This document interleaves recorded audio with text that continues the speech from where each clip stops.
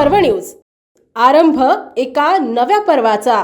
साताऱ्यात अवैध कॅफेवर पोलिसांची कारवाई, चालकाविरुद्ध पॉक्सो अंतर्गत गुन्हा। सातारा प्रतिनिधी। शहरातील अवैध कॅफेंवर सुरू असलेल्या मोहिमेत सातारा शहर पोलीस ठाण्याने मोठी कारवाई करत एका कॅफे चालकावर गुन्हा दाखल केला आहे। अल्पवयीन मुलामुलींना अश्लील कृत्य करण्यास प्रवृत्त केल्याचा आरोप संबंधितांवर ठेवण्यात आला आहे। पोलीस अधीक्षक निखिल पिंगळे, अपर पोलीस अधीक्षक डॉक्टर वैशाली कडूकर आणि उपविभागीय पोलीस अधिकारी राजीव नवले यांच्या मार्गदर्शनाखाली ही कारवाई करण्यात आली। पोलीस निरीक्षक सचिन मेत्रे यांच्या नेतृत्वाखाली विशेष पथक तयार करण्यात आले होते।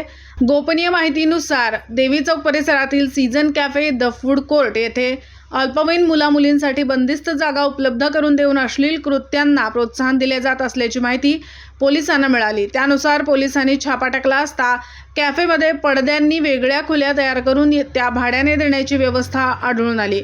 या प्रकरणी कॅफे चालक मंथन मोहन तावरे वय वर्ष 26 राहणार मंगळवार पेठ सातारा याच्या विरुद्ध सातारा शहर पोलीस ठाण्यात गुन्हा क्रमांक 404/2026 नोंद करण्यात आला असून पॉक्सो कायद्याच्या कलम 12 व 17 अंतर्गत कारवाई करण्यात आली आहे।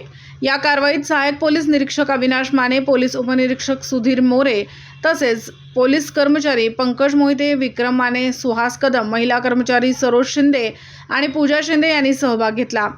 सातारा शहरातील अवैध व्यवसायांवर पोलिसांची मोहीम सुरू असून अशा प्रकारच्या कारवाया पुढेही सुरू राहणार असल्याचे पोलिसांनी स्पष्ट केले आहे। पुणे शहरातील आणि जिल्ह्यातील महत्त्वाच्या आणि ताज्या बातम्या पाहण्यासाठी आजच आमच्या आरंभ पर्व न्यूज चॅनलला YouTube वर सबस्क्राइब करा आणि बेल आयकॉन प्रेस करा।